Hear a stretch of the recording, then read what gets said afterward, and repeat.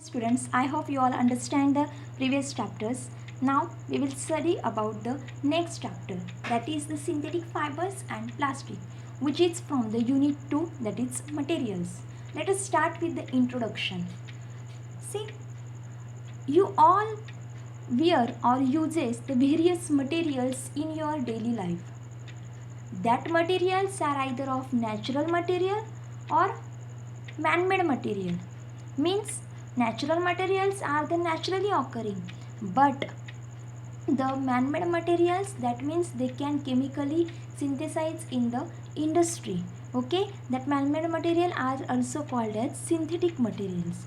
So first question is arise that what are fibers? What are fibers and what they are made up of? See, first, fibers are the thin, elongated, thread-like continuous filament which have a tensile strength and that can be spun into the cloth, paper or plastic. Okay. Now, next topic is materials around us. Most of the materials which are present around us are the man-made materials. Think about it. Plastic, rubber, synthetic fiber, cement, glass, medicines, these all are made by the man in the industries by using certain raw materials like the crude petroleum oil, some of the natural gases, air, water. Okay, so the synthetic fibers, these synthetic fibers was first developed in the 19th century. Okay, so the cellulose nitrate was the first synthetic plastic in that day. Next one is the polymer. See, polymers, poly word refers to as poly means many and mers means the unit or a part. Okay, it is the Greek word. So polymers are made up of certain small single units or certain small repeating units. That small unit is known as monomer, and whenever that monomers or the small units combine togetherly or they are into the series of repeating manner, at that time collectively they are known as polymers. Okay, polymers are made up of several small units or molecules. That small unit, each small unit is called as monomer. Several monomer unite together to form the polymer. Okay, means the polymerization process is occurs there. So what do you mean by the polymerization?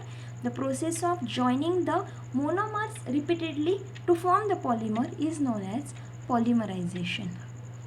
Okay, there are two types of polymerization: link polymerization and the cross-link polymerization. Okay, so in link polymerization, monomers are connected in the linear manner, in a line, in same line. They are connected to each others and they can form the polymer. Okay, one single linear chain they can form. But in case of cross-link polymer, these monomers are linked crossly. So that's why they are called as cross-link polymer. Okay. So natural polymers include some of the things such as tar, tortoise shell, horns, and tree saps that produce the amber and latex. So these polymers were processed with the heat and pressure to make the useful articles. Okay, so the natural polymers were chemically modified in 19th century to produce many materials. The most of those were vulcanized. Rubber, gum, cotton and cellulite are formed from that. So the first semi-synthetic polymer which is produced, that first synthetic polymer is known as bakelite in 1909.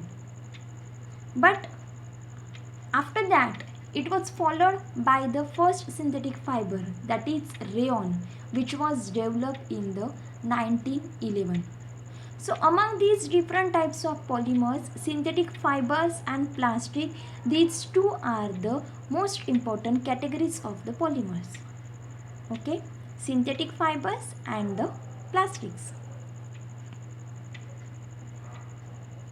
Now we will see about the synthetic fiber in our next slide. See the synthetic fibers. Fibers are the materials which are continuous filaments, elongated pieces similar to the length of the thread. So they have the tensile strength.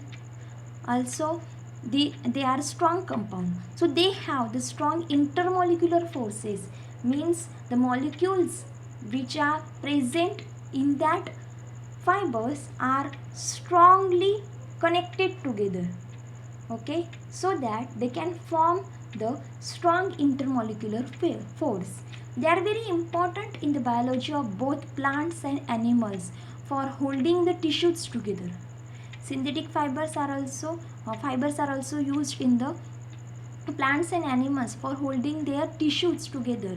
Fibers are often used in the manufacture of other materials.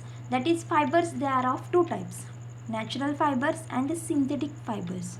Okay, so the wood, cotton, wood pulp and silk, these all are the natural fiber polymers. Okay, wool we get from the animal, cotton we get from the plant. So these are the natural sources, hence they are known as natural fibers. And the rayon, polyester, nylon, acrylic, etc., these all are the examples of synthetic fibers. That means these synthetic fibers are made by the man in the industries by using certain chemical reactions. That's why they are known as synthetic fibers or the man-made fibers. Now, the synthetic or the man-made fibers are generally prepared from the petrochemicals. Okay, but some of like the rayon, model, etc., are manufactured from the cellulose. So there are four types of synthetic fibers: rayon, nylon, acrylic and polyester. Now each one we will see in our next chapter, next slide in details. The next synthetic fiber is rayon. See rayon, first introduction. What are rayon? See rayon, the silk fiber which is obtained from the silkworm, was discovered in China. The natural silk fiber, we obtained it from the silkworm and it was first discovered in the China. So from that time that silk fiber was expensive. How the great effort were made to develop that synthetic fiber similar to the silk.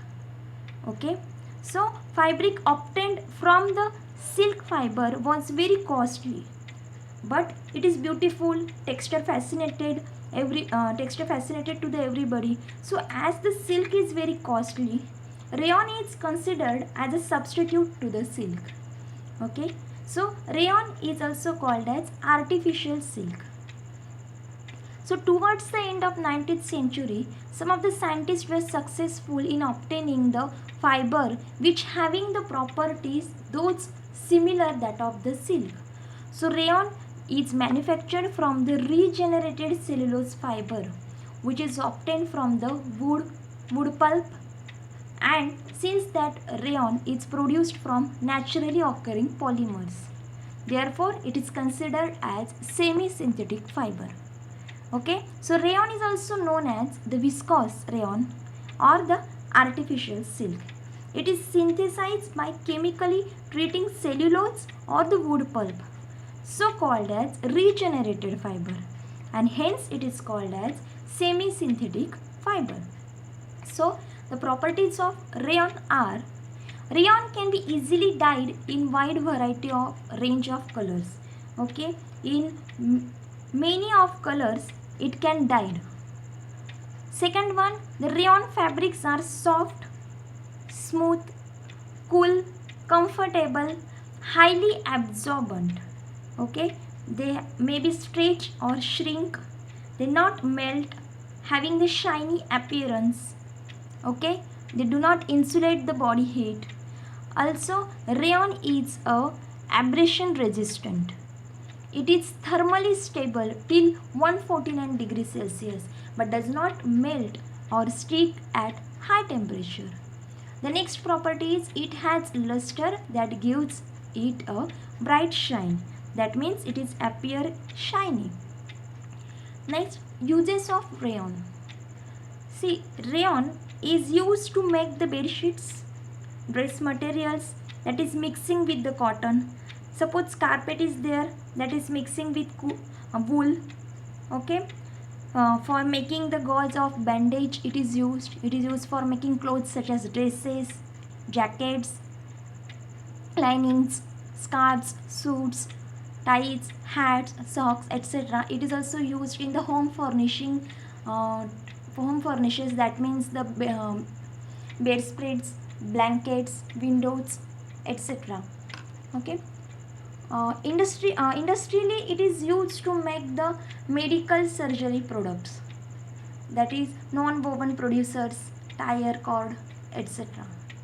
This is all about the rayon. The next one synthetic fiber is the nylon. See, nylon, it is the another man-made fiber. In 1931, it was made without using any natural raw material. It was prepared from the coal, water and air. But it was first fully the synthetic fiber. At the beginning, it was used to make the stockings. Later, it is used to make parachutes during the World War II. So, nylon is one of the most commonly used polymer. It was the first commercial successful polymer and first synthetic fiber to be made entirely from the coal, water and air. So nylon is a thermoplastic. That is, it can be remolded by heating. On heating, it can mold. That type of plastic is nylon. Silky material. It was used for the first time in the nylon bristled toothbrushes. Okay, so the properties of nylon. Nylon is lightweight, flexible fabric with luster. It has high tendency or the durability. It has good elasticity. It has excellent abrasion resistance.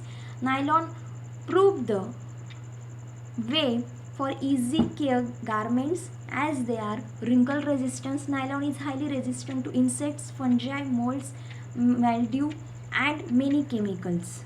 Okay, so it is used to make parachute because of the strength and lightness. It is used in the swimwears, ropes, tents, toothbrush because it absorbs the less water.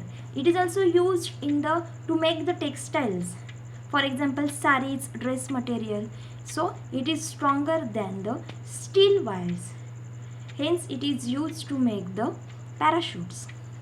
Okay, so this is all about the nylon.